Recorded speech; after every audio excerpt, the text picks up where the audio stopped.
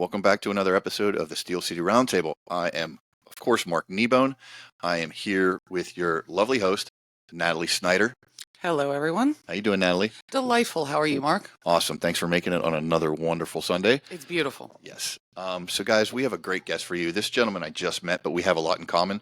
I'm going to let him tell you about himself. This is Mr. Josh Shimko. Hello. Like Mark said, I'm Josh Shimko. I'm a police officer. I've been for 24 years.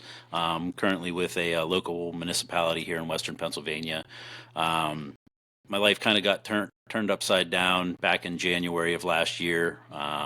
Went to a call that changed my life, and I'm going to get into a lot more detail here in a little bit, but basically, I thought I was invincible. I worked a big department down in Arlington, Virginia, with a lot of cops and a lot of action. I worked for the Park Service, where there's not a lot of action, but got to do a lot of cool things. And then settled down here, thinking this was my retirement job, and now been off work for a little over a year with PTSD, severe depression, and anxiety, which is pretty common in the workplace and with my brothers and sisters. And I came on today.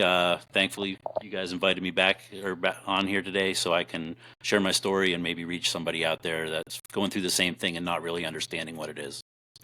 Awesome. Well, first off, I appreciate your service as a law enforcement officer. I only did it for 12 years, but we share a lot of the experiences and the things that you go through. So I think this is going to be a really great conversation, folks. This is why we call it the Roundtable. We're going to have a conversation. We're not going to sit there and try to sell products and promote videos and promote clothing lines and fucking tampons and all that other bullshit. So let's get this thing fucking rolling. Yeah. Well, and Josh, from my standpoint, thanks for having the balls to come on here. One of the things we talk about is how difficult it is for officers to talk about it, much less get to that point. So a huge, huge thank you for stepping up and grabbing a seat and talking to us.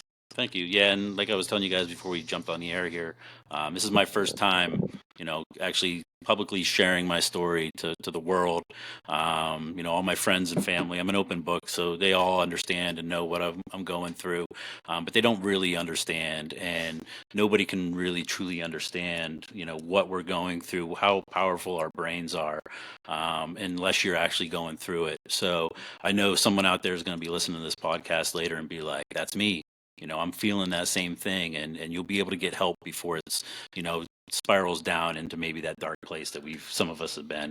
And that's what I'm here for, is to make sure, maybe I can help you guys, and it's going to help me as well in the meantime. Well, we're definitely going to talk about this thing, the thin blue line, at some point today, because we might fight about it. We might fight because I do have a little bit of a different opinion, but we always start off with a weekly check-in. So, Natalie, how was your week? My week was pretty decent. Got new ink on Friday, so that made it really good. You want to show it on camera since it's all over your forearm? Well, sure. It's just a big Zorro Z. It's in memory of my dad. It's a long story that we'll save for another episode. But that was my happy Valentine's Day gift to myself. So it ended on a great note. How was your week? My week was normal. They sent me up to past Rochester, New York again, so I got to stay in a hotel and drive in the snow and go to a nuclear power plant, which is kind of cool. I get to see some really cool places with work. We got our asses kicked on 2 houses this week. The first one, we got overbid, and then we found out I could draw against my pension in the form of a home loan, and we would have had the house if I knew that. Oh no! So I'm a little pissed about that. And then we saw another one yesterday that we fell in love with as soon as we walked in the door.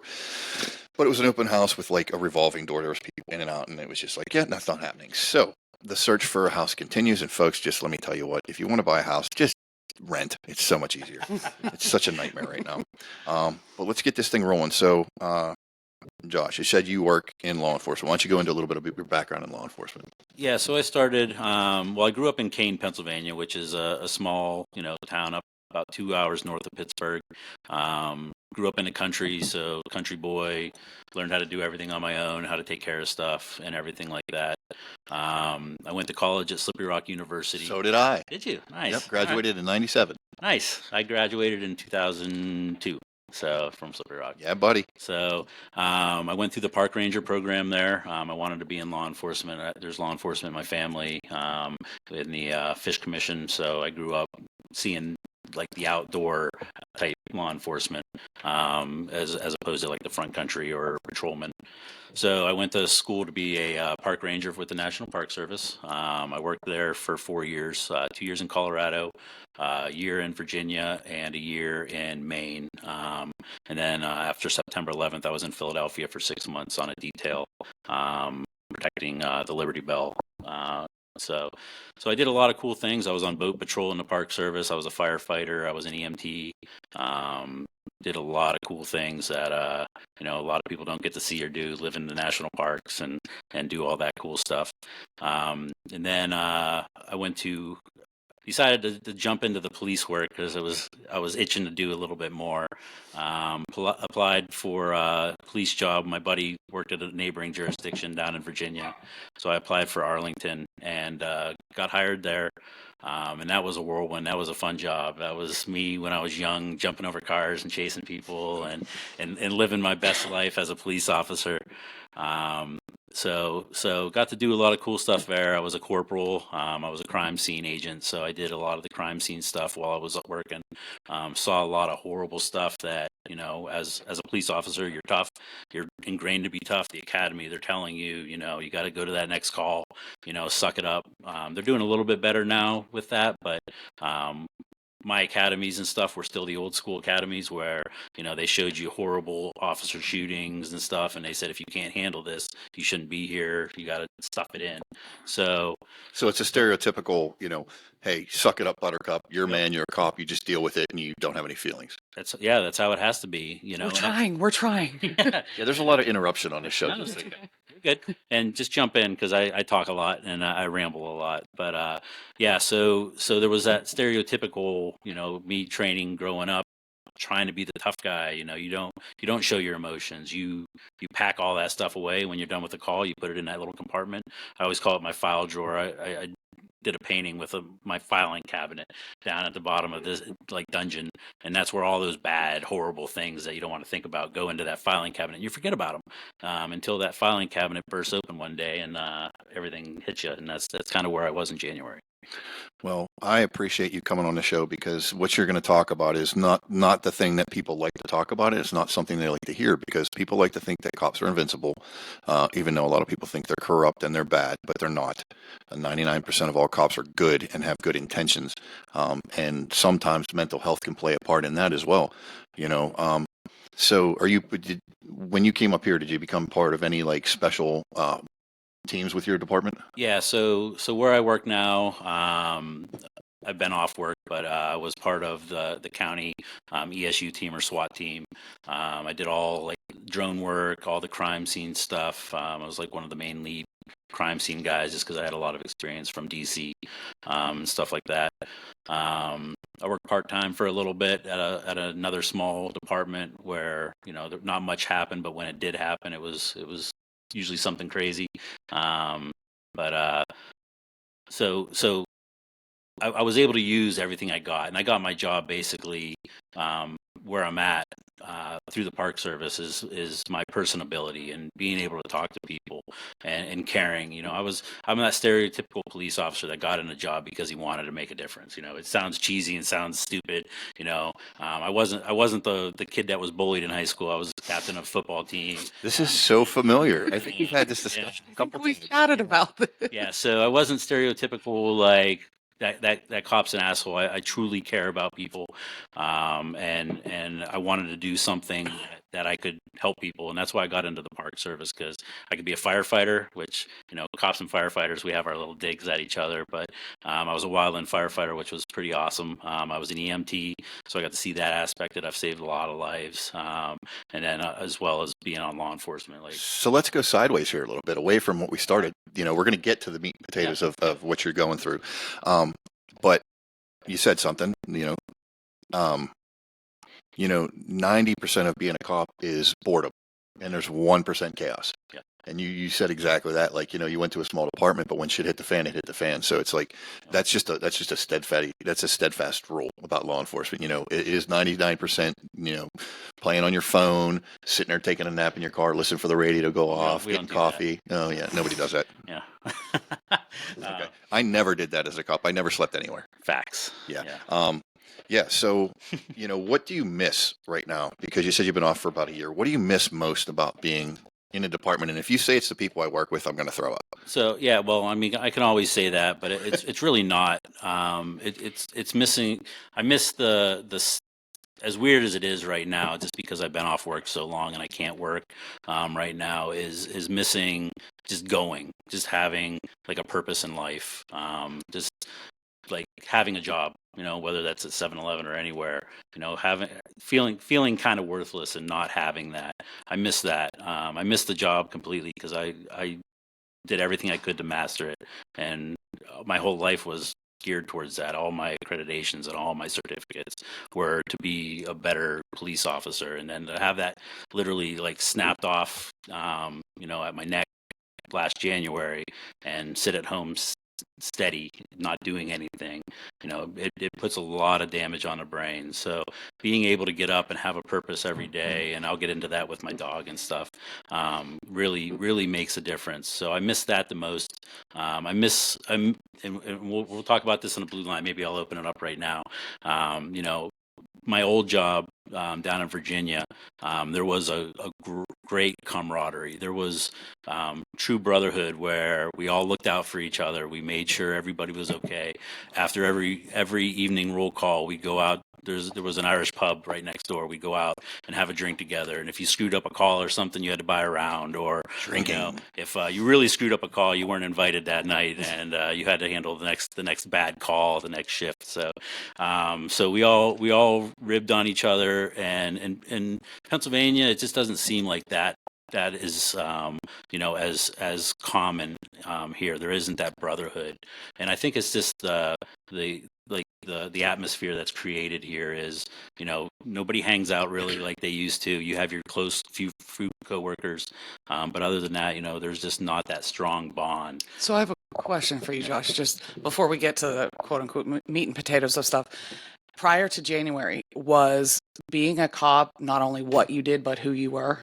Was it the sole identification of you? Absolutely, it still is. My wife laughs at me because I'm kind of like in a transition period of trying to figure out who I am, and everything I do is like law enforcement related because it's been my whole life. It's so there was no everything I look separation for, between what you did and who you were. No. It was all. Yep, it was. I was always on the job. I mean, I carried my gun everywhere. I mowed my grass with my gun on and stuff, not because of paranoia, but because I was like, what if I need to do something? So there was no off switch. Right, no. So do you identify yourself by your career, or do you identify yourself outside of your career? Like, so a lot of cops say, I'm a cop. That's who I am, right? Yeah. Like their whole life is being a cop. Yep. Me, it was different. I was a cop at work, and then I was a knucklehead at home. Like, when I quit in 2019, I didn't identify as a cop. I was a guy that worked as a cop. You know what I mean? So there was that separation.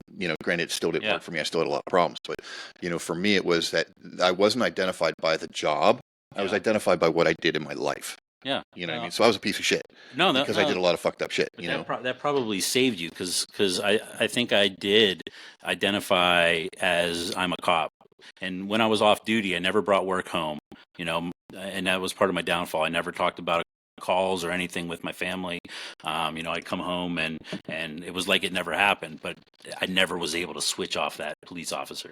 No matter where I was always looking for exits. I was always on the top of my game. Well, I mean, those things are just inherent with being a law enforcement officer, like never sitting with your back to the door. Right. Like you learn that as a cop because when you go out to eat with your buddies, Yep. You always try to find a place where everybody's eyes were on the door, and if there wasn't, everybody moved their chairs. Exactly. I think that's just inherent with officers because you get used to looking over your shoulder when you're working. I was just always hyper vigilant. I couldn't shut it off. That's a good word. And I was always looking for that threat. Like I hated crowds. I hated going to like a bar just because there was just so much chaos going on and I wasn't in control. You know. So I would be the first one fighting. If there was a bar fight, I'd be the first one jumping through that door to handle it. You know what I mean? So it didn't scare me. I was the first one to jump in and get a lick in. So, there you go. Yeah, exactly. Yeah, you live for that like little adrenaline rush. So is Natalie, by the way. She's the same way I am. Yeah. Maybe a little. So prior to January, little spider monkey. When I love spider monkeys. Sorry, an aside. I'm either going to call you a spider monkey or the honey badger. Which one do you like? Honey badgers stink. Oh, do they? I don't yes. know. So honey badger it is. Oh my god. Prior to January, if anything, and this isn't true, what brought you happiness? What brought you joy? What brought a smile to your face? Yeah, so I would do a lot of things outside of work that I thought were making me happy, but it was literally me trying to escape, the bad things that were festering in my mind, and I didn't realize that until after everything had happened, because I didn't talk about my feelings, I just thought, you know, I was normal. How'd that go for your personal relationships? It was horrible. Yeah. So I was in a band. I play the drums in a band, and we were doing good and stuff, and that was a good escape for me. I build cars. I built a 70 Chevelle from the ground up. Nice. I built a garage for the Chevelle. Like I'm always doing something, and I thought that was like Josh outside of work. Like Josh can do anything. Josh is awesome, and that's kind of how I saw myself. So it was it was filling the void where you had Yeah. bad feelings with good things Right. to try to like mask It the was. pain. It was. Yeah, I was trying to. We all do that. Yeah, I was overcompensating for the shit that was in my life and trying to make up for everything else, and it worked. It worked really good for me for 23 years. That was the way I was, and it was very successful. And until it wasn't anymore, until that dam broke, and everything came crashing down, literally. So Let's go back to the thin blue line comment, because that's something I always want to talk about. Yep. So you said that in Pennsylvania you feel like it's a different dynamic, and people are always looking over their shoulders, so there's not that camaraderie. Yeah. My personal opinion, being on the outside now, since I left in 2019, I probably met 400 of the officers that worked in the department. I probably hung out with like 10 or 15 of them. I probably talked to a bunch of them on the phone. But when I quit, it was out of sight, out of mind. 2 guys stayed in contact with me. Yeah. Like one of the guys that was in my wedding, I don't even talk to him anymore. No. Yeah. Like it's crazy how, the thin blue line in its essence, in its foundation, and what it signifies is it signifies that thin blue line between good and evil. It's that band of soldiers that stand side by side and fight the good fight, and they do it in the name of justice. Now, unfortunately, the former, where it was about the brotherhood, I feel has dissipated. I feel like anymore, the thin blue line only matters when there's a traumatic or tragic event. If an officer gets shot, or there's a shooting where an officer has to kill somebody, Blue line is epic then. that's when the thin blue line truly matters, which is still good. Yeah. You still have that group of people to talk to and to deal with your problems with, if you choose to do that. The problem is that once that moment is over, everybody goes back to status quo, and it's I'll step over your warm body to get a promotion, or I'll do this to get that, or hey, I want that, that car this year, so I'm going to bump you because I've been doing this. I've had the same car for 5 years and I love it, but I'm just going to bump you because I can. Yeah. Like there's a lot of that going around. There's a lot of tit for tat and a lot of taking. There's not giving. There's more taking than giving with the thin blue line, unfortunately. And that's just my take because of my experience once I left the police department. I felt abandoned. Yeah. No, my lifestyle and my life with my friends from the police department ended the minute I walked out the door. And I would see if I only worked in Pennsylvania, which is weird to say just Pennsylvania, because I don't know. Pennsylvania is kind of 2 states with Eastern and Western. So I'm going to say like Western Pennsylvania, the culture in law enforcement's a lot different than I've experienced. With the Park Service, I was like literally the Lone Ranger. So there was like not really much interaction with your coworkers and stuff. You're out in the middle of nowhere, out living on an island for a week at a time or whatever. So the isolation part of it is kind of where, and I'll get into that as well. I thrived on the isolation and being out in the middle of nowhere. And then I went to Arlington, where they were just a few years removed from September 11th, where the Pentagon was hit, and the brotherhood there was like crazy strong. So it's like you said, how something bad happens, and then the brotherhood's there. It's like the country became ultra patriotic after September 11th, and then it dies off, and then something else happens, and then it picks back up again. So it's kind of like that. But Arlington, I think, learned a very good lesson about taking care of their people. The brotherhood that they had, and I think I got there, 2006, I think I got there. So it was years afterwards. Obviously guys were still dealing with it. My squad that I was placed on was the squad that was working September 11th.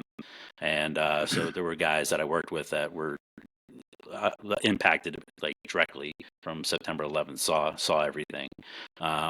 So they took us all under their wings as brothers, because they understood that trauma, and it still continues today. They still, I get more contact from Arlington than I do my current police department. It's really sad. It really is. Yeah, the deputy Not chief there shocking. calls me at least once a month and checks in on me, and it's because, and maybe they were just so shocked after what happened that they realized, that a lot of officers have PTSD. They understand it better than anybody. Like I said before January, I thought PTSD was, getting that call for that combat vet that just got back, that it's sitting in his closet with a gun, screaming, and we have to talk him down. That was PTSD to me, because It was they saw people get murdered and killed, Yes. and they killed people, so they just assumed that that's what it was. that's what it was to us as a police officer, and people would say, yeah, police officers can get it, but it was never you, because you were always that strong guy. The academy said be strong, so I can't have PTSD. Yeah, I think a lot of it is, officers, well, not so much anymore, but historically they want type A personalities, veterans, people that can make decisions quickly and work through the problem. Now they want these soft people that want to hug everybody and, give you 75 commands, and then you end up dying from 17 tasers. Right. Like it's dumb shit that goes on now because, the whole atmosphere has moved away from that idea of we want strong individuals. But when you came on, that's what they wanted. Yeah. And that's the culture that was perpetuated for officers. Like, listen, you're going to see bad shit. You're going to feel things, but just, Right. talk to your friends. It's literally like a 5-second thing in the academy. Like, listen, when you have a bad day, call somebody.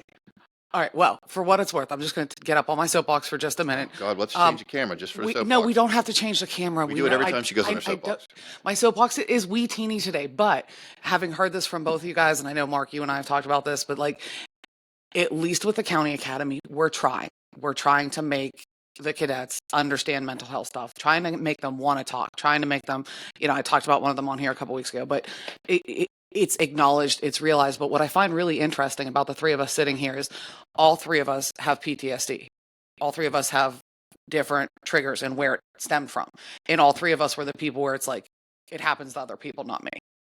Yeah. If we don't just embody like what the problem is, that people just think it's in one box instead of a giant dumpster fire that it could be from any number of Well, different how's that things. working for you? Because like, are the people that you feel are getting it still in the academy, or have some of them left? Some of them have left. The good ones are the good ones are the ones that weren't getting it. Both. Okay. I think you're always going to have both. You can, first of all, because people, especially with mental health stuff, people, and especially in that environment where part of you's getting told, just brush it off, rub some dirt in it, move along. But you're always going to have people that are looking at it two different ways. But I can't convince somebody, no matter how big my soapbox is, if they're not receptive to hearing it.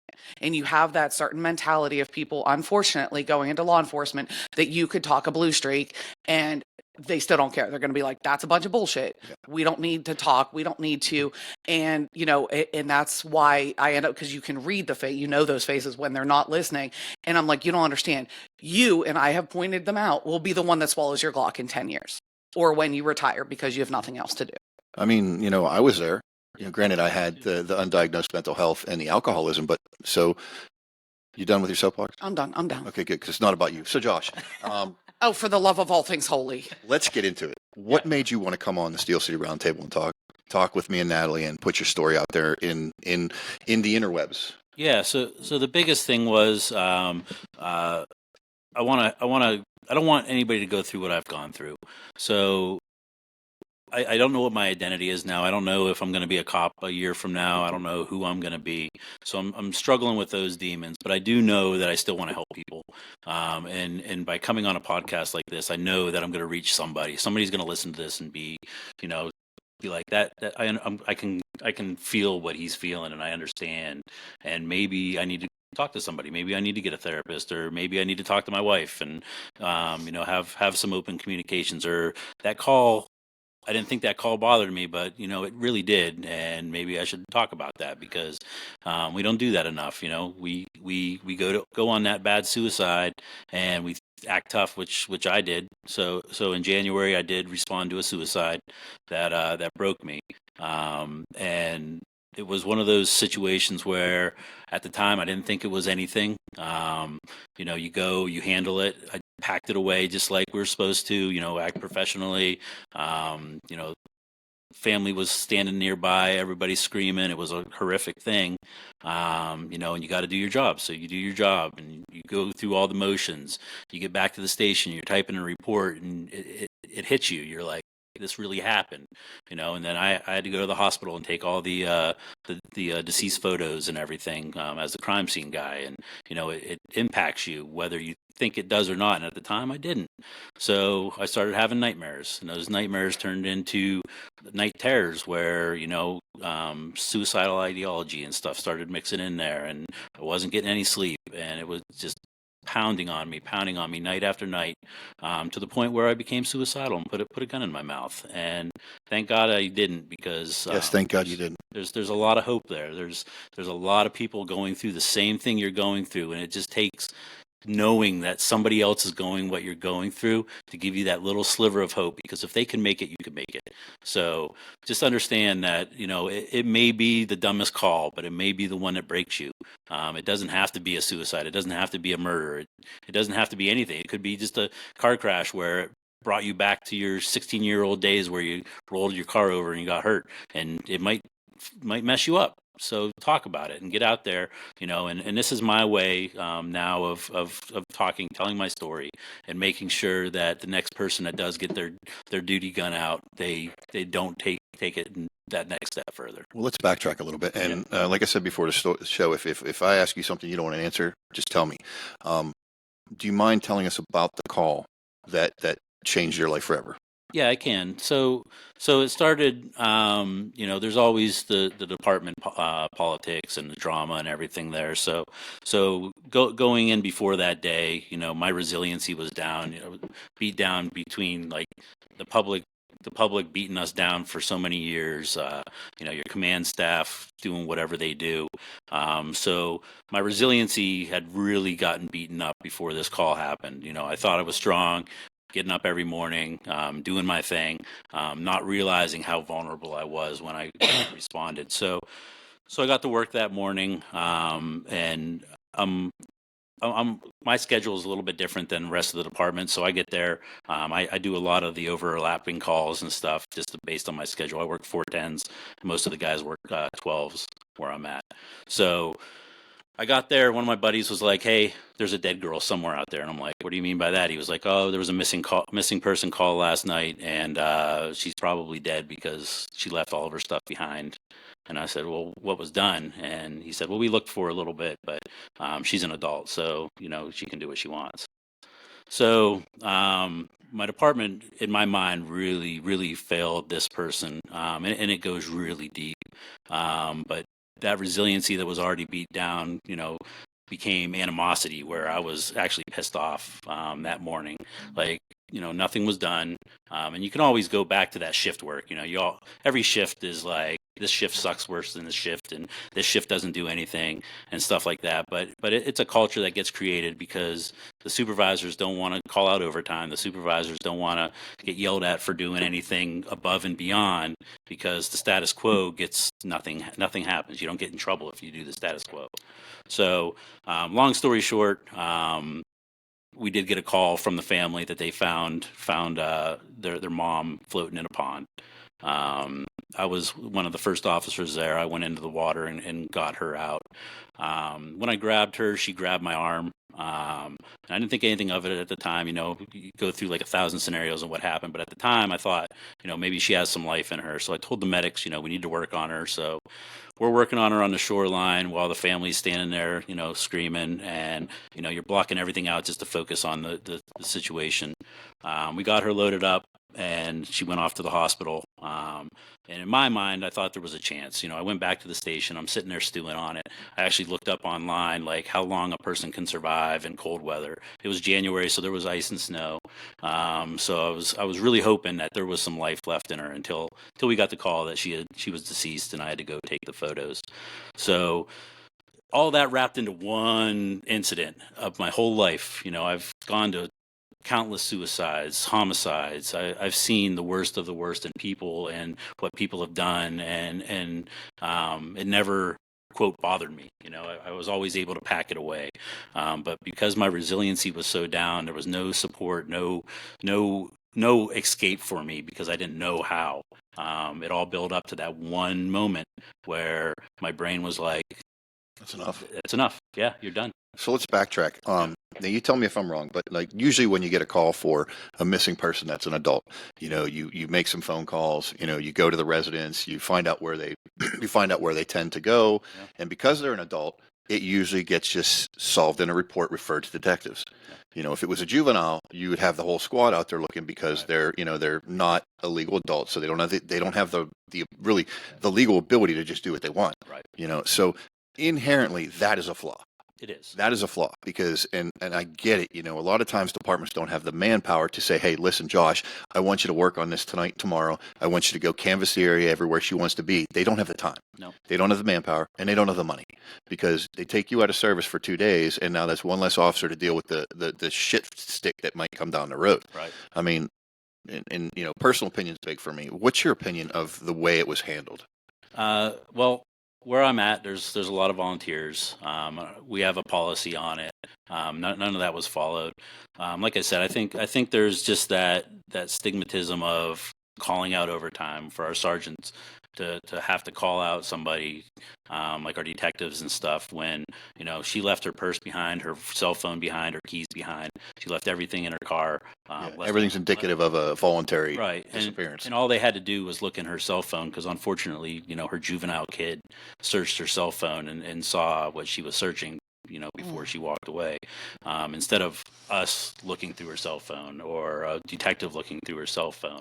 Well, I mean, realistically, at that point, if the phone, and correct me if I'm wrong, I've been out a while. If the phone's registered to her and she's the only name on the phone, you need a search warrant to go into that phone, correct? Or based on exigent circumstance, they give you permission and you could go through the phone. Her husband was there. Yeah, which would have made sense. Yeah, right.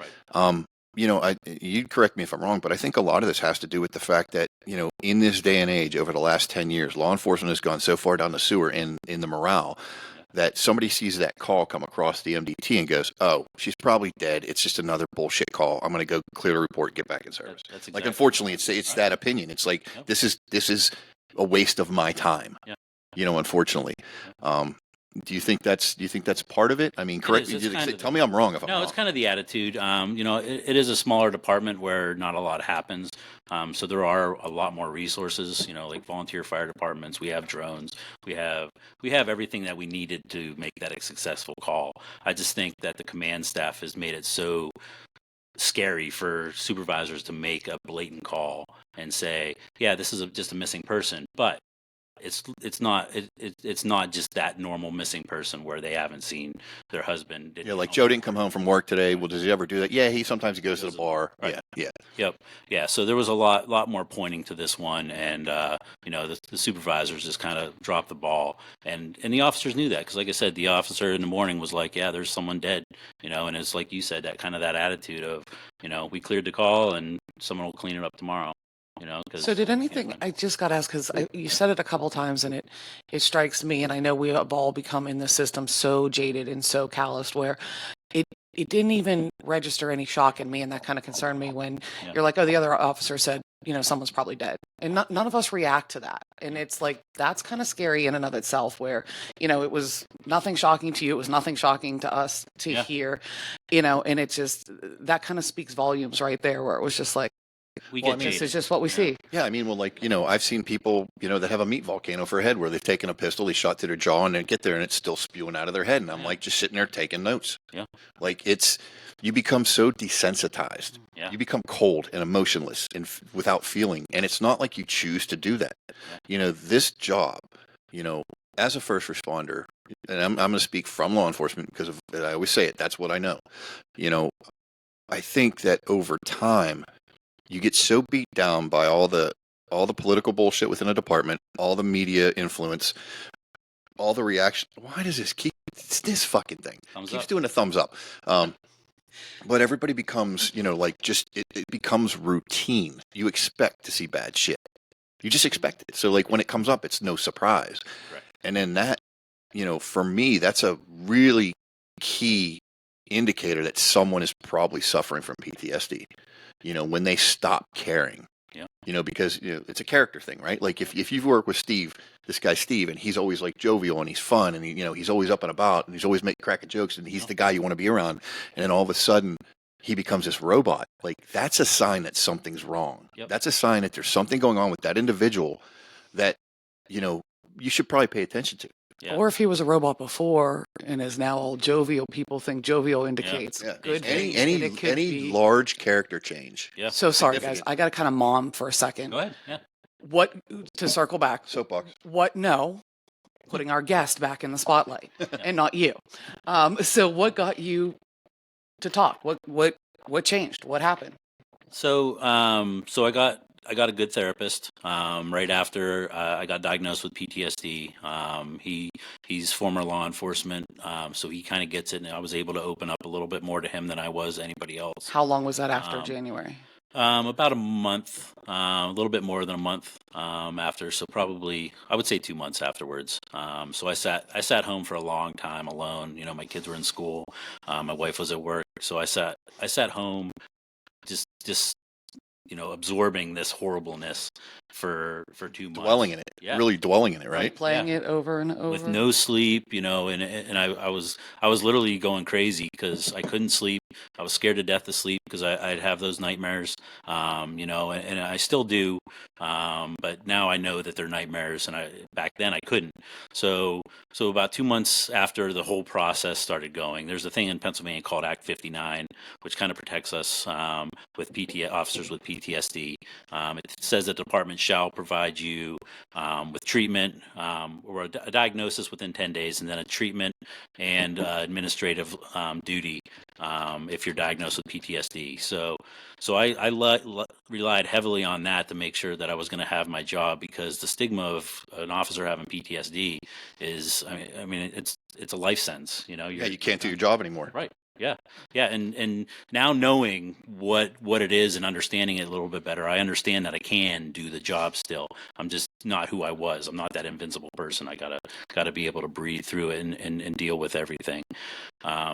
So after going to therapy for a little bit, I was in a bad place, like I said, and my therapist recommended I go to an inpatient treatment.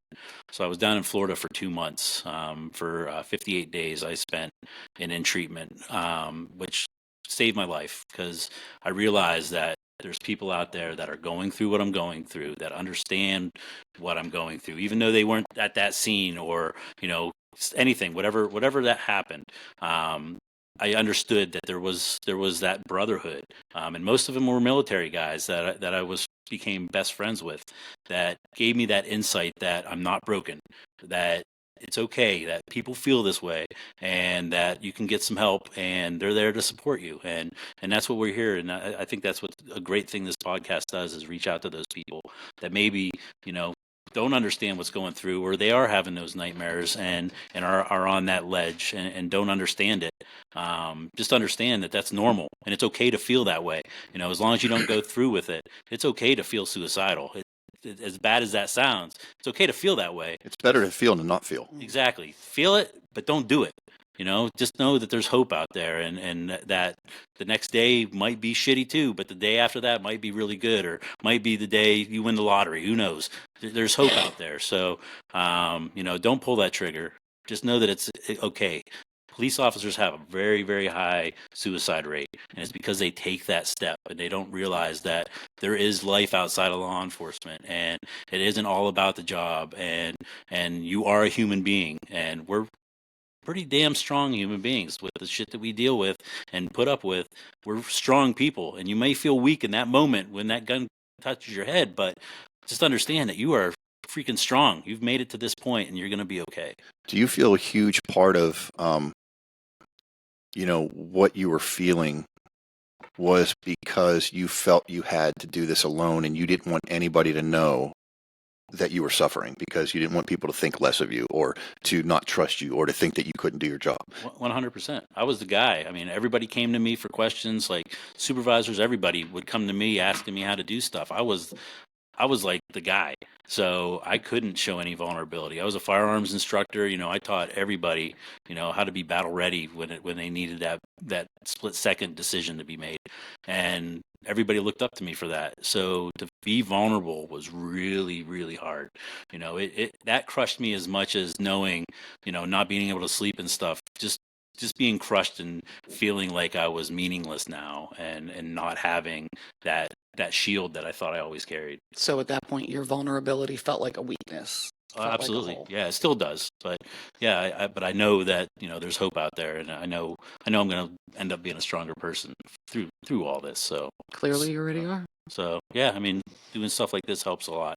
So your treatment center, you said you went down in Florida. Did your treatment center have a program that was for like veterans and first responders? They did, yeah. It was called a Heroes Program, 12 Oaks Recovery, which I highly recommend. I don't know if I can throw that out there. Yeah, you can say whatever you want, Right. brother. It's First Amendment. Yeah, so they were a really good place, and it's a rehab for drugs, alcohol, and mental health. So I went in there for the mental health aspect of it in the Heroes Program. So it was all law enforcement, first responders, and military.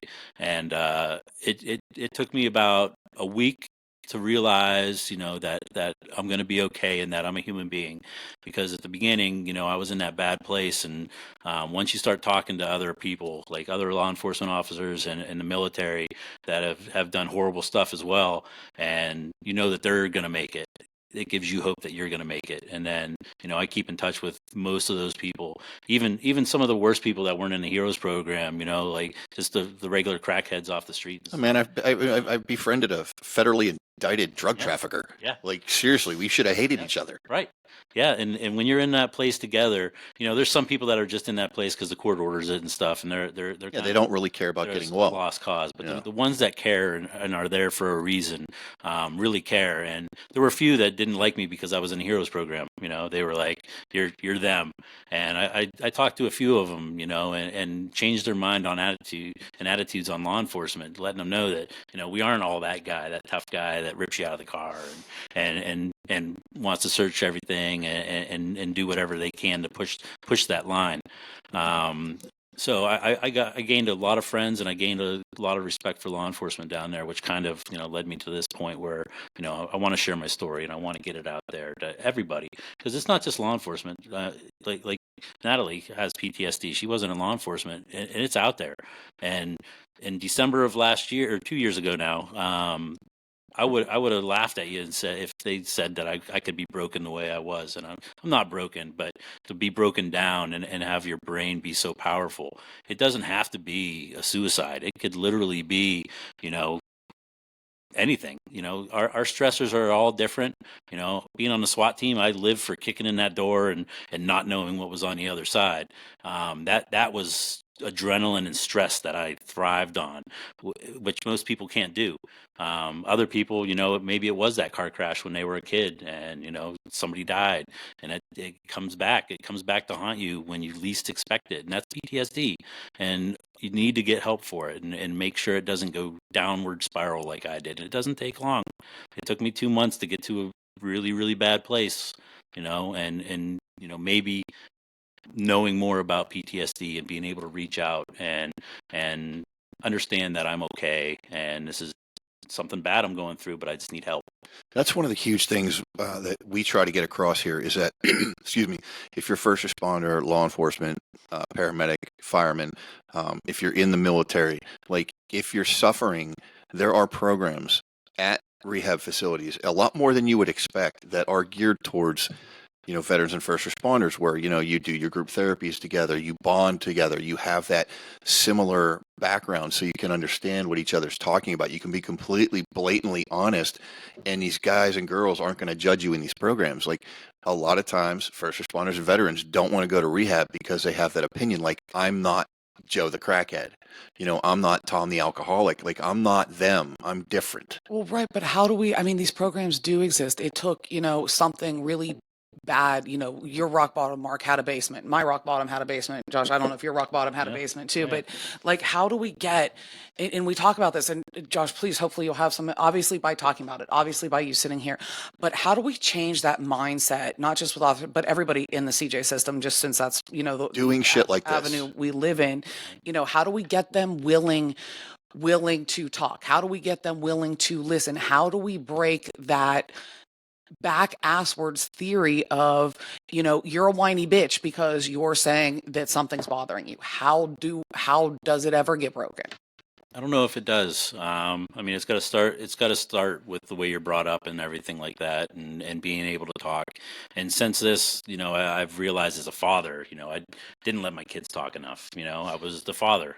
You do this, you do this, and now that I've been through everything I've been through, I let my kids explain all their feelings to me. Like if they say, they don't want to eat this, you got to explain why you don't want to eat this, and this is why I explain why we're going to eat this, and we have a talk about it. So letting your kids know that it's okay to communicate your feelings and to be pissed off. If you're 5 years old and you're pissed off because you took a toy, feel it and Work through it. Work through it, right? Exactly. And as cops, you think that we're really good at that because we mediate very well. Every call we go to, we're basically a mediator. We handle that very well, but we don't ever look back at ourselves. I go to 1,000 domestic calls and I can handle them amazingly. Everybody's happy at the end. But then I look back at myself and I'm like, I needed all that advice. Everything I gave them, I should have been talking to me all these years and I never listened. We're good at giving advice to other people. We're not so good at taking our own. Well, and I think For any of us. if you're willing to going into how you were treated administratively through this process, I think that's going to show a lot of what the problems are in law enforcement and in departmental politics and in the way departments are geared. So if you're willing to, can you go into like what you've gone through since you noticed you had a problem and you reported this problem to your department? Like what have you gone through since then? Yeah, so it's been rough. I've been really ostracized. No communication, and it's just the culture that was kind of brought up there. Is you're not allowed to hang out with each other. You gotta keep moving the dot. We called it because the GPSs and stuff. We couldn't sit still. We couldn't hang out together. So it spread out to we don't hang out to each other outside of work because all we want to do is talk about work, and nobody wants to talk about work. So when I left, it was literally out of sight, out of mind. There was no communication there, no support. I don't even know what they think.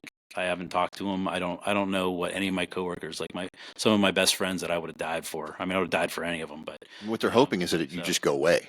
They're hoping that you take your problem with you and you go away. That's what I think. Because they don't want to deal with their own. They don't want to acknowledge that this is going on in their department, and they don't want to dedicate the resources and the time and the humankind aspect of it to take care of you. Yep. And I think for the individual officers too, they don't want it to be them. They see what happened to me, literally wiped That's a really off. good point. And they don't. Yeah, why would they step step up and say they're struggling with anything after watching? Yeah, I mean, watching what you're going through now, so did your department did you put in for FMLA leave, which if folks don't know, that's a federal program where if I'm reciting this correctly, you get 12 weeks guaranteed to the federal government for medical or personal leave. And when you get that, you don't have to tell your employer. You just have to say, hey, I need to take time off to deal with some medical issue, or I need to take time to deal with some personal things. You don't have to go into specifics. And that's what I used with my company when I went away. They were like, okay, what are you doing? I said, well, I need to go take care of some medical stuff. Okay, here's your short-term disability. Keep us posted, and then come back when you're ready. Yeah. Did you look into FMLA? We discussed it a little bit, but my department made me use all my sick time, all my vacation, all my comp time, everything that I had banked. Wait, back up. Use all that. Back up. They made you? Yeah, they called me in a couple days after I told them that I needed evaluated, that something was wrong. They called me in, and I think it was kind of just like a search mission to see what really was happening with me. It was a disaster. I was a mess. And they said, well, we're going to put you on sick leave till we figure this out. And I said, well, Act 59 says, you put me on administrative duty and get me evaluation and treated. And they basically thumbed their nose at that. And I ended up having to use all my accumulated time. And then even some officers donated some time. I went through all of that. So administrative leave is normally for people who make a mistake or involved in a traumatic situation, like an active shooter or an officer involved shooting, or like your situation, some traumatic event. Yep. To me, that's like punishing you. It's saying, hey, listen, we're going to cost you all your time off that you've earned because you have an issue, and then maybe we can go do something about it. That's bullshit. Well, and they're still fighting me on everything.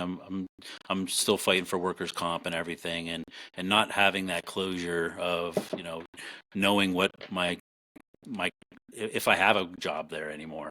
They've literally wiped me off with no communication. I don't know what my status is except for I get a paycheck. Are they fighting the workman's comp, like actively fighting not to get it to you? And what if they are? What is their basis? So the Saying that this is not work related? Yeah, so the bad thing in Pennsylvania is right now the way the law is to get workers' comp benefits for PTSD, it has to be like an abnormal event. It can't just be a suicide. It's got to be an abnormal event in Pennsylvania. I mean, that's pretty abnormal because the normal person doesn't, But fish a dead body out of a pond. The context is routine within the course of your duties, so it's very job specific. Yep. So it would be in the regular I don't agree, but it would be in the regular course for an argument can be made that it's in the regular course for an officer. So let me ask you, since you're an attorney, do you feel that, and you may not, this may be outside your wheelhouse, do you feel that forcing an employee, no matter what company it is,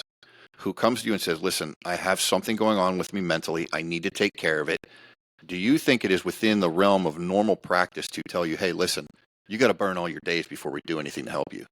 Unfortunately, it is within normal practice. I know that just on a totally different level, when I was going on maternity leave before I could use FMLA and get short term, I had to use all of my remaining vacation, sick, comp time, whatever it was. I personally think that in a situation like that, but I'm also naive, that shouldn't be what happens because you're stripping someone of, so what happens in an instance where you have an officer that's saying, I need this time, I need to take care of some stuff, but so many officers keep time banked to deal with sick kids or a sick spouse. Or that's what I did, for vacations and, things of that. But I mean, when they told me I had to use, and I had banked this time so that, when your kid first goes to daycare, they're going to be sick, so a lot of you guys keep that time so that you can fill in and be a backup if something happens. So I think it's jacked up. I think it's apples and oranges, and I don't know why they put them both in the fruit salad.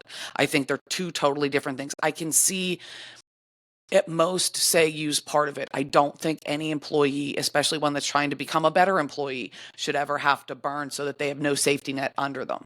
I mean, it's just it's also assuming it's going to be just gone. Maybe it's the industry that you're in, because when I went to my company and said, hey, I called my boss on the phone at home and said, listen, I'm a drunk. I need to go get help. Okay, go to this, fill this paperwork out. I filled out the paperwork and I filled it out wrong. I filled it out for personal leave. And they called me back, say, do you want to get paid while you're off? I'm like, well, yeah. They're like, well, fill it out for medical because that's what you're going for. And I was like, well, I didn't want to because I didn't want to draw attention. Right. I think maybe it's that field that, the criminal justice system and law enforcement, that they make you do it this way.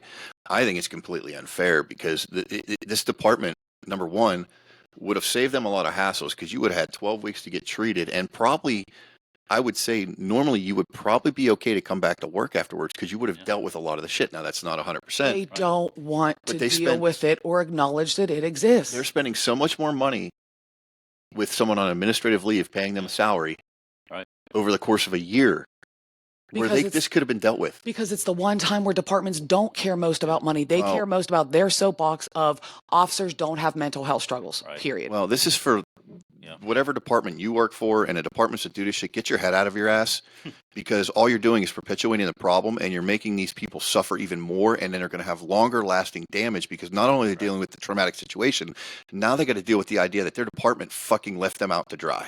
So where's that line? The line is, for me, the line is this. You go to somebody and say, hey, I need to No, I meant that line. How's that working out? Oh, that's just, this is black. This is black. It's just like the other stripes. Yeah. It doesn't matter. Like, how do you leave someone hang up because they don't want to deal with themselves, and they don't want to acknowledge it. But I can't imagine how long were you with your specific department before this happened? 13 years. Okay, so you weren't a rookie. You didn't just fall off the, newbie truck. You weren't still with an FTO. Nope. I mean, you had built relationships, working relationships, not only with your community, who's probably, the community members are probably kind of confused also that we're used to seeing you on a regular basis. Oh, yeah, but what's that saying to your fellow officers? It's saying, shut the fuck up and sit down and swallow your gun instead of getting help. That's exactly what they're saying. Perpetuating the vicious cycle of, hey, I have a problem. Oh, deal with it on your own. Yeah. And then And that's when making it people kill worse. themselves. That's when people turn to alcohol, they turn to drugs, because listen, mental health and addiction, I say this all the time, we do the same things. Mhm. You know, Absolutely. I guarantee you probably isolated, you That's all probably it were is. eating less, you weren't sleeping, you didn't want to go to the gym, you didn't want to spend time with family, you were just Everything. stuck in this black hole that you couldn't get out of. In your own head. And this is partly because the department turned their back on you. Like, this is Have just they for seriously me. not like I understand like the white shirts and the brass, they're not gonna, Yeah. you know, because there's ongoing stuff. But if you are willing to answer, and again, you know, we're not in a courtroom, so you don't Yeah. have to actually No, answer I my know. questions. Yeah. No, I'm an open book. Have your coworkers, the people that you worked in, that you would have laid down your life for, and they would have said have they reached out to you? Have they checked on you? Have they? I can count on one hand the guys that have actually reached out to me, even just once in the last But year. at least there's someone. So yeah, and like I said, my team leader, he knows who he is on the ESU team. He keeps good tabs on me. He's not even a coworker. He works for a different department, but he's been through it. He was ex-military. He's law enforcement now. He has PTSD, and he saw immediately. You know what I was going through, and put me under his wing, and so I was able to have somebody right away take care of me and understand, you know, and that's probably another reason why I didn't pull that trigger. Is there was somebody there, and you got to have somebody, you know, you got to have somebody to be able to reach on, and unfortunately for me, you know, where I'm at, you know, the culture there just isn't. There's just there's no love lost out that department. You know, nobody picks each other up the way they should. But nationally, actually, I'll say this real quick. Things are going to get better. So that Act 59 that I talked about, and I think that goes to like that having to take your own leave. That Act 59 says that they shall provide leave, administrative duty, and I think their thoughts on that is to give the officer support. You know, so you're not taking your own time. You're not feeling like you're bad or broken. They're putting you on administrative duty, whatever that is, whether it's you coming in and, you know, doing some desk work for a little bit, or sitting at home, which is the absolute worst thing they can do to anybody is I was gonna say, would it have been better for you to be able to at least keep some 100%. sense of normalcy, even if 100% it was something. test duty? Yep. Okay. Whatever it was, just to know that I was supported, and that, you know, that I'm going to be okay. It's just something I'm going through right now. Instead of having a year of that, of not knowing and still not knowing is pretty brutal.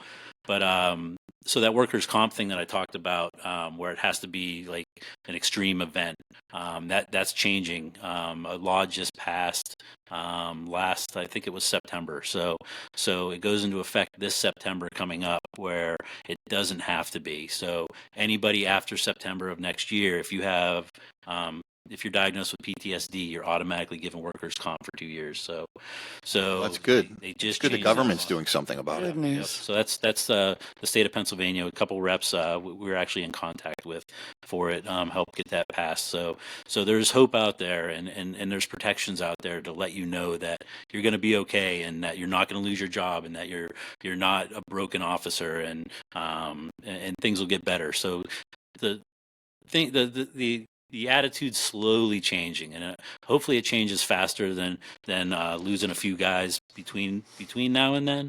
But I think the culture's slowly changing, and just having like the podcast and stuff like this, and having something where somebody can just listen to in their car, and understand that there is more out there, because there's not a lot in Pennsylvania. You have to find stuff on your own. The departments aren't going to find anything for you. They're just not. What's crazy is, like, you know, as active law enforcement, you're blind to the problems behind the curtain, Yep. right? You're blind to the issue of PTSD. You're blind to the issue of mental health, because you don't know really anybody that's going through that, because nobody promotes it. And Until then, you realize that and then everybody is. you're like, that's not going to happen to me. And then when it happens to you, and you're now behind the curtain, and you see how messed up it is, and how, like, you just get kicked to the curb like you're dirty laundry. Like, it's Well, so what's sad. worse is now you're behind the curtain. You feel kicked to the curb, but your eyes are open differently. You know, we always joke about we can smell I it. see the problem in the system. We can smell each other. You know, and then you look around and you're like, I guarantee, don't Yes. are struggling. Yes. Never said it, I- never. oh, But they you never see feel. it, and Yeah. I mean, I always had a positive opinion of law enforcement, like across the board. And now I look at it like now, a lot of the times I'm talking about the negatives because I And think, that's not my fault. and I think, and I'm hoping that we reach somebody because, you know, these folks that still work for these departments and think that it's all fucking sunshine and flowers, open your eyes, man. Like there's a lot of dirty shit going on behind the curtain. You know, there's a lot of things going on that shouldn't be going on that are actually jeopardizing the lives of their officers and their paramedics and their firemen and their veterans because, you know, ignoring the problem does nothing but fester and increase I think it increases the potential for more of these people that are suffering to just try to deal with it on their And own. it makes it more volatile, I think, for each individual. But And then it, as a you know, group. that could lead to, you know, things we've talked about, like officers that go out there and they treat people like shit because they're dealing with their own shit. Yes. You know, and they don't have the capacity. Well, and they're a lot of the same officers that, you know, end up in domestic situations. And then that gets swept under the rug, which then empowers them to still not deal with their issues, to still go home and beat the shit out of their wife because it's still going to get swept under the. But it all goes back to the same types of things. I mean, obviously we all see it, Yeah. but until more and more people start stepping up. I mean, and the saddest thing you said was, and they never will. You know, you know the people that you might have a shot drawing out, Yep. but you also know the ones where it's like, No. yeah, it's never going to happen. You asked a question earlier, Natalie, like how does it change? You know when it changes? When a chief kills himself. When a higher up Yeah. does something Probably. and they claim they have PTSD or they're diagnosed with PTSD and then they're hurt. So then guess what? Yeah. They'll do everything possible to make sure they're okay. Yeah. You know, when it's someone higher But up, when the chain, when chiefs it's a do, policymaker, they don't talk about it. when it's a policymaker or a command giver or, you know, a leader, you know, they're going to make sure that they're okay. You know, why don't they make sure that they're I hate to use word underlings, but No, why don't they, that's it. Yeah. you know, they're not taking the steps to heal their people, but they'll make sure that they're taken care of. Well, and we had a situation fairly recently in the local area where, you know, a higher up had resigned and shortly thereafter, potentially, allegedly, sort of, essentially died by suicide. But then what it turned into was they just didn't know what to do after retirement. Well, that was probably part of it, but it didn't you don't go from zero to suicidal overnight or in 2 weeks. There was and that still didn't do the trick of there's still some underlying issues here that aren't being brought out. Well, you know why? Because they were no longer employed by that department, so it didn't matter. Yeah. They weren't. They Right. had no effect on that department's Out of sight, out of mind. actions. Poof. Once again, out of sight, out of mind, unless something bad happens. And I hate to keep saying that, and I'm sure I'm going to catch a lot of shit for this. I've already caught shit in the past for things I've said, but I mean, it's just a I fact. get it. Yeah, and it is a shame. You know, we're all in this fight together. You know, citizens, police officers. It's not us and them. We're all together. We're all people. You know, we go to those domestic calls, and then, like you said, an officer goes home and beats his wife or something. But he goes to that domestic call like he knows everything and can handle it and does what he should be doing, but isn't, because we just get so jaded and stuff. We see it so often, and we see all these horrible things so often that we don't realize what it's doing to us. You know, it'd be crazy for me to like go back 20 years and see, like, as a new officer, you know, when I was first starting my career, and be able to be in that same body thinking how I was thinking then, because this job changes you. In some ways it's good, some ways it's bad, but you know, if you let it break you, it will break you. Well, I'm going to say something real quick. Yeah, Mark, why do you have a thin blue line flag up in your apartment? Yes, we film out of my apartment because we're low budget. But why do I have a thin blue line if I think it doesn't exist? You know why? Because I think it still exists to the few, to the minority, still believe in the fact that we're in this fight together. You know, you're there for each other. So I will never stop believing in the thin blue line. But I just know that in reality, that line is cracked and fading. Well, but you're also, you know, because we've talked about, you're also the person that believes that the blue line is expansive. It isn't just to other law enforcement officer. It's to whomever is in each person's family, each person's bubble, each person, you know, and that as a society as a whole, we need to look out for each other. And you know, especially those of us in the system, because nobody else other than people in the system see the shit that we see, you know, and go through the same exhibit photographs that aren't any less morbid than you're walking up on the scene, you know, and seeing the photographs of Joe when he got killed and his mangled body, and having to go through those and put those in order, of someone that was a dear friend of mine. It has an effect. it also caused me to tell officers, don't be a cowboy and don't do stupid shit. But it's stuff that I know is a big deal, and why you're here. Like, listen to us. We get it. There's other people that get it. Somebody's got to rattle this cage enough. I know, Mark, you've tried to reach out to departments to, I actually reached out to the department he works for I know. and asked them if I could come out there and speak to their officers about PTSD, about addiction, about alcoholism, about untreated mental health. And guess what, folks? You know who you are. You didn't respond. Yeah. You didn't care. Maybe, and this was before your incident happened. Yeah. This was back this was back, this was over a year and a half ago. I called them and I talked to the chief. I believe I talked to the chief who it was. And they were like, we'll get back to you. They don't give a shit. No. These departments don't care. They don't want to fucking take this fight head on, because if they admit there's a problem, guess what? Now you got to do something about it. Right. Yeah.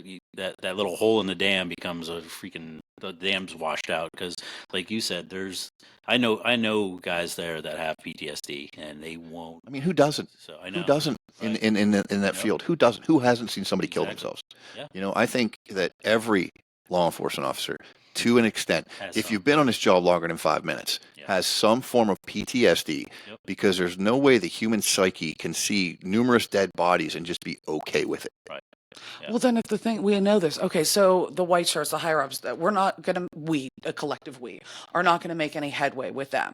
So then, how do we rattle the cages underneath, outside of the department, to get them to come out? Because like you said, and, I've said this in my own right, tons of lawyers have mental health issues, okay, especially the criminal lawyers. We all do. There's rampant ADHD, anxiety, PTSD, depression, substance abuse. Nobody wants to talk about it. So, I have a gigantic mouth that you're all familiar with, and we'll talk. But once, somebody says something, then all of a sudden you're like, you got all these people suddenly telling you, well, where the fuck were y'all when I was in rock bottom's basement? You know what I think would help is if someone filed a lawsuit against one of these departments and own some parking spots after they're done. Like take them in their pocket. Make them pay financially for their errors in judgment and their inability to care for another human being. I think that's what it comes down to. Isn't that the job? But I think that's what it comes down to, is once you take somebody's money, once you take a department's money, then they'll be like, well, maybe we need to put a plan in action for when this happens again. But how disingenuous are you that you take this seriously? I know you take this seriously. You signed on to protect and serve. Okay, you signed on to protect and serve your community, the public. But how about the people you work with and that work for you? They're part of who you need to protect and serve. Protect them. Protect them first. Listen, I've been open about it. Like, I almost killed myself before I got diagnosed with my PTSD and my depression, because I didn't know what was wrong with me that was causing me to do the things I was doing. So I kept doing them. And then it got to the point where I couldn't, literally I was mentally and physically broken, and I just couldn't deal with anything anymore. And I hit that rock bottom, and lucky enough, I passed out and I didn't kill myself. And then here I am, 21 months later, sober, happy, doing this podcast, trying to help other people, because, we have a platform here where we can make a difference. If it's one person or 10 people, you're reaching somebody right now. Well, not right now. We haven't put it out yet, but you're going to reach somebody that's either going through what you're going through, or is in a situation similar and they don't know what to do.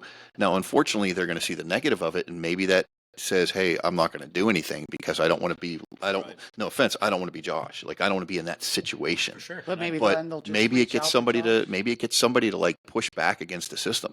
And if nothing else, even if they're not going to push back because they don't want to be Josh, they don't want to fight the man, the machine, maybe that person reaches out to Josh directly or reaches out to one of us. And maybe if nothing else, they don't fight the system, but they get themselves the help they need. That's what we need. Yeah. We need people to understand that you can reach out to anybody, and I don't care. Mark will have my phone number. If someone reaches into the podcast and wants to talk to me, I'm an open book. I will talk to you.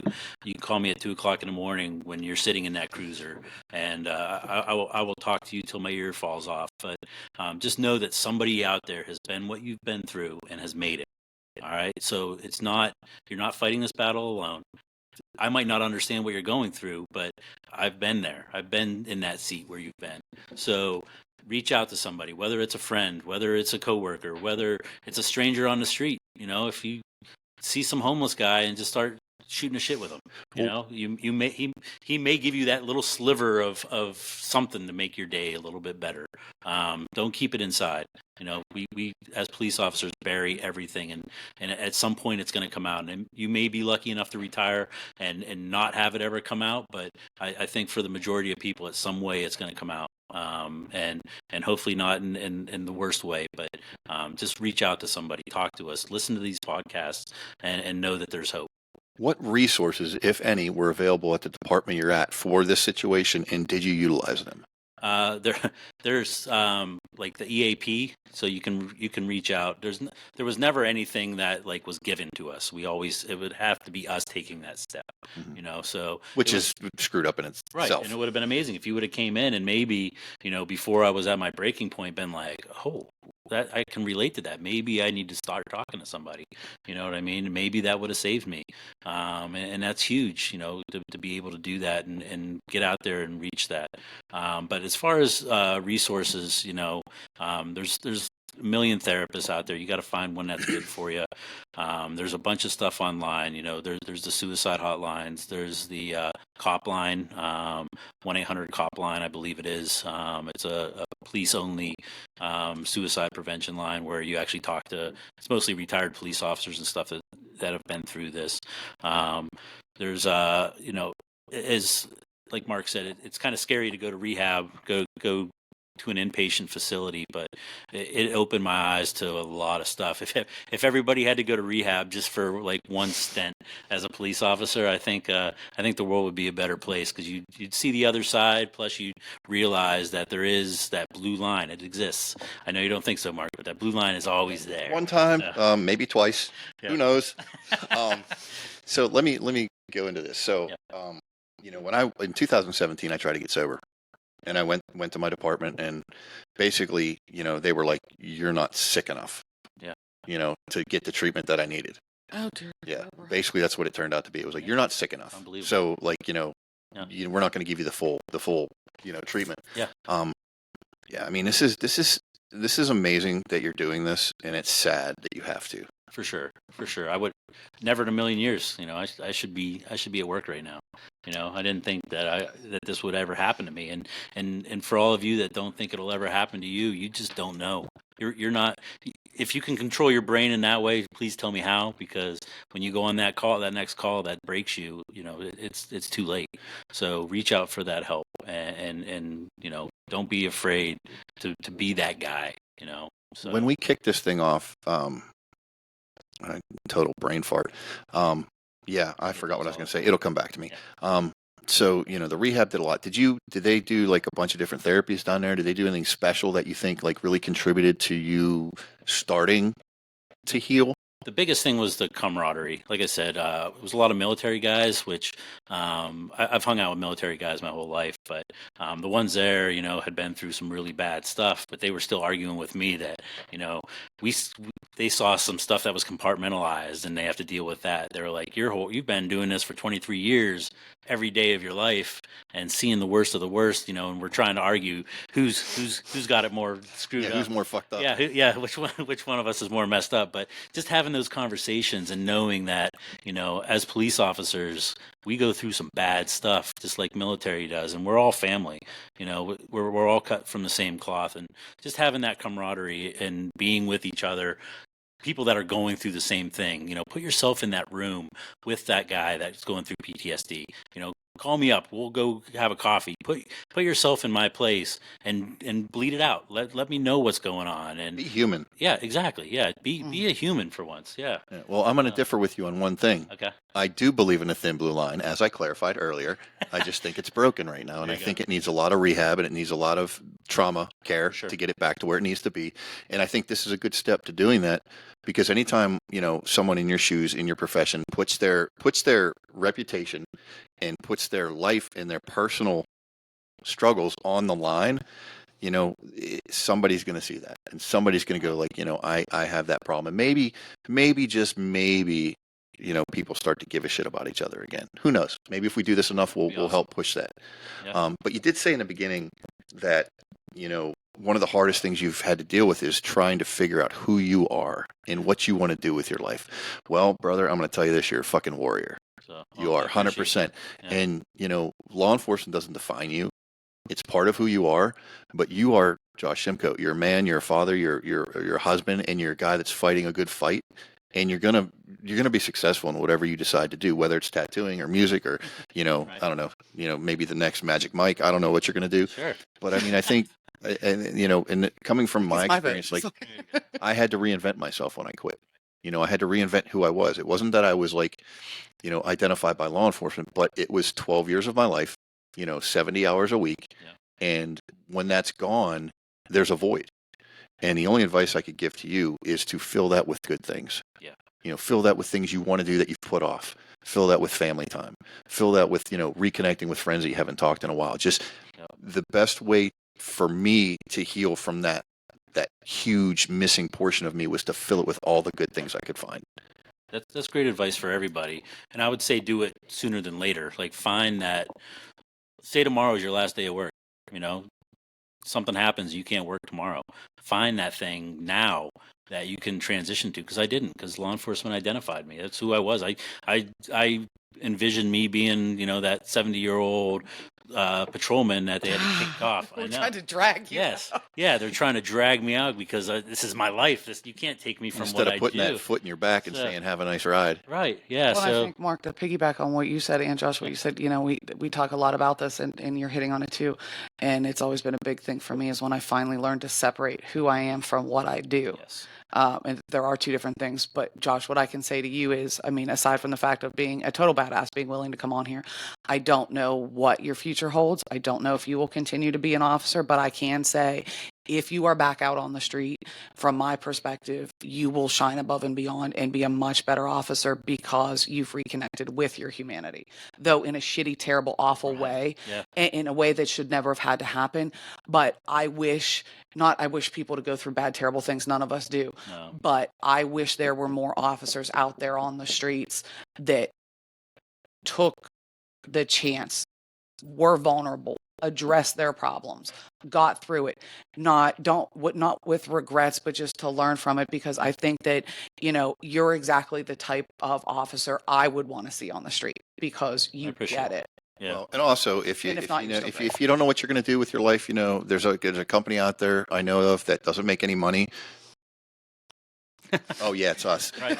We're always looking for hosts There you go. to come in and spend time with us. So That'd always be available. and we're not done yet. I mean, I'm just putting that out there now because I want you to know that you're always welcome back Absolutely. here. Anytime you want, you call me. You say, hey, I want to come on. I got something I want to talk about. You're always welcome. Nice. And that's one of the great things about the Steel City Roundtable podcast is that we don't say no to anybody.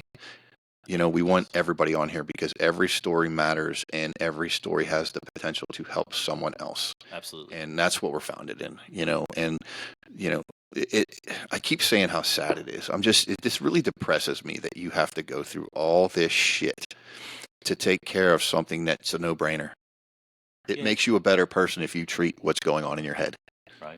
Yeah. And that's the thing is knowing now, I felt like the biggest piece of shit after, having to reach out to my chief and tell him, something's wrong with me, felt worthless. And to have that feeling, I know how hard it is for another officer to take that step, and so you don't have to take that step, but you can reach out to me, reach out to somebody, reach out to this podcast and let us know that you need to talk to somebody and we'll help you find somebody. I'll help you find somebody that you can talk to, and that's probably me.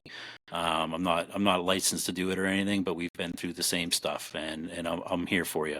That's that thin blue line coming out of me. Yeah, we're not experts. We're just here to talk. And I have a question. Do you think your department would let me come talk to their people now after this comes out? Well, oddly enough, 2 weeks after I put in my, I emailed them saying I needed some help. They hired a social worker. 2 weeks. I love the reactivity of law enforcement. Yeah, so they have somebody there now. I don't know. I haven't been there since they hired that person. So. I didn't mean to do that, but it did it anyway. That was. All right. So I got to turn that shit off. I don't even know why it does that. It's pretty funny. And it has the weirdest timing. And it was perfect. That was like perfect That was a timing. good one, Like, but couldn't be sometimes you get a better. thumbs up. Like, hey, I shot somebody last month, and there's a fucking thumbs up. Like, what the fuck is that about? So it just needs to be known to departments that this is out there, and don't let it get to the point that of me. They're still fighting me. They're paying how much money to basically get rid of me. But just know that it's okay. You can be a police officer with PTSD. All right, you're not broken, but you got to catch it soon enough that you understand how to deal with it and how to cope with it, and know that you're a human being. So as long as you're not sitting every night drinking alone and dwelling on this stuff, I don't know anybody who would do that. Right, I know, and there's a lot of guys that do. Believe me, I know. They self-medicate with drugs and alcohol, and I luckily I never turned to that. I turned to soul isolation. I just wanted to be alone. And it was the worst thing for me because being alone meant I was just with me and my thoughts. So you got to have somebody. You got to have somebody you can talk to. Whether it's somebody off the job or on the job, find a coworker, because believe me, that phone call at 3 o'clock in the morning is much better than going in the next morning and finding out. Well, outside of that department that has completely failed you, how has this situation affected your relationships, like your friends, your family, your wife, your kids, if you're willing to talk about it? Yeah, I mean, I might get teared up a little bit when I bring up my kids, but yeah, it's affected everything. Being an isolator, and wearing my emotions on my sleeve.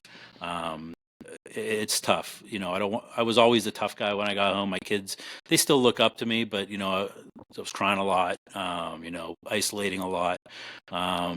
And it was really affecting my kids and my wife. So I moved out. I got a place on my own, just so I have a safe place. Plus, that those darkest days were in my basement, and it's hard for me to be there. So it really affects everything in your life when you get to that dark place. It really affects everything, all your work, all your relationships, everything. Thankfully, I have some great friends that have helped lift me up. My wife's been great. My best friends, my team leader, like I said, those guys have all lifted me up and kept my head above the water. So yeah, I think that's it. Well, you're a better person today than you were a year ago. I am. Because you're dealing with the problem. What a lot of us do, what I did, was to pretend it wasn't there, pretend it didn't exist, and then it got to be too late down the road. So if you had if you had any counsel or any, I don't want to say advice or but like if you had something that you would want somebody to take away from this podcast, whether it's law enforcement, whether it's just everyday Joe, with what you've gone through and what you've experienced and what you're going to continue to go through, because this is far from over. What could you tell the viewers and the listeners, that things that maybe helped you or that you think would be a positive influence into dealing with this? Get a dog. I have two service dogs. Yeah, so I didn't really touch on it much, but yeah, I got a service dog that I'm training myself with Pittsburgh Elite Dog Training. They're awesome. They're getting her up to speed to be my service dog, and she gives me a reason to get up every morning, whether it's I want to get up or not. She gives me a reason to be somewhat productive during the day, and whether it's a dog or whether it's something, have something to look forward to for the day. She's a pain in my butt sometimes, but she's the best dog, and she gives me a reason to wake up every morning and know that somebody needs me. So I recommend it. When I was down at 12 Oaks, there was a service dog there named Nelson. He was a German Shepherd, and when I was having my night terrors, he ended up sleeping with me most of the time, but he would wake me up on my night terrors. It's the first time I ever experienced a service animal actually doing work. So this German Shepherd would wake me up every time I had my nightmares, and it was truly amazing. So that's why I researched getting one and all that, and that's where we are now. But the broader picture is just know that you're not alone. Know that somebody will be there. Willow is my dog. I know she's always there. I know my family. I know my friends are always there for me. And sometimes that's all you got. Whether it's just a dog, it may save your life. Find something that is worth living for, because it can't be your job, because you could lose it tomorrow. Your job can come and go. You're replaceable. And if you bank your whole life like I did on your job, you're going to break. So have something to look forward to, have something to live for, and have good friends, good family. Just remember that you aren't what you do. I'm the best preacher that Yeah. so I can preach it out and tell everybody exactly what I need to hear. I just need to listen to it a little bit more, and I think most of us are like that. So for folks that are interested in a service dog, what did you have to do to go through to get one? So I actually did it a little bit backwards. When I was sitting home alone for 2 months, I just needed somebody to be with me. So I got a yellow lab. But there's lots of programs out there. Vet Pets is one of them. That's who has sponsored me. Shout out to Vet Pets. Yes, they're amazing group. So if you can donate to them, they work with law enforcement and first responders and military with making sure to get them dogs and help train dogs and stuff. So reach out to any of those organizations that give service animals. I did it kind of backwards, where I got a dog, not thinking it would be going to be a service dog, and then I'm now training her. But there's lots of programs out there that you can qualify for a service dog. The only bad thing is it's tough being a police officer and having a service dog.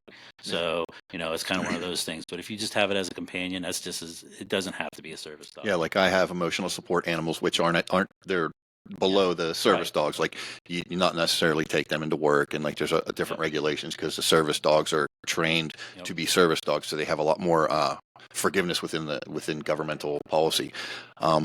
Listen, man, thank you so much. Thank you. I appreciate you being here. Natalie, do you have anything you want to say to the folks before we cut this thing down?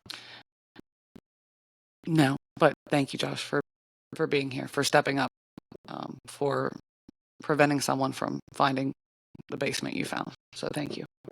Folks. Yeah, Thank well, you, Josh. thank you. I will. He has my number, so if you guys contact the podcast, contact him. I will reach out to you.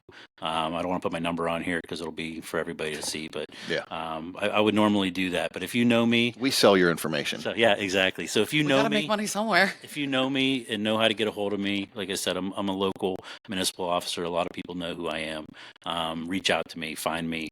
I will talk to you, and it stays between you and me. It doesn't have to go anywhere. I just want you to know that there's hope and that there's somebody that will support you. Everybody, this is why we do it. I'm going to leave you with two things. One, your story matters. I don't care how, small you think it is, but Jesus, with the balloons, what did I do this and fucking balloons? Jesus Christ. I got to turn that shit off. But what I was saying is that every story matters, and, true strength is asking for help. So do not be ashamed. Do not feel less than or weak or broken. You may be broken, but all you got to do is, be self-aware. Understand that you need to do something because you can't continue to do what you're doing if it's having a negative effect on your life and your family and your friends. So we'll leave you with that. We love you guys. There's always a seat here for you at the Steel City Roundtable. Josh, thank you. Hope to have you on again. Hope to do a follow-up down the road. And Natalie, thanks again for being here. See We you love guys you guys. next week. Thank you.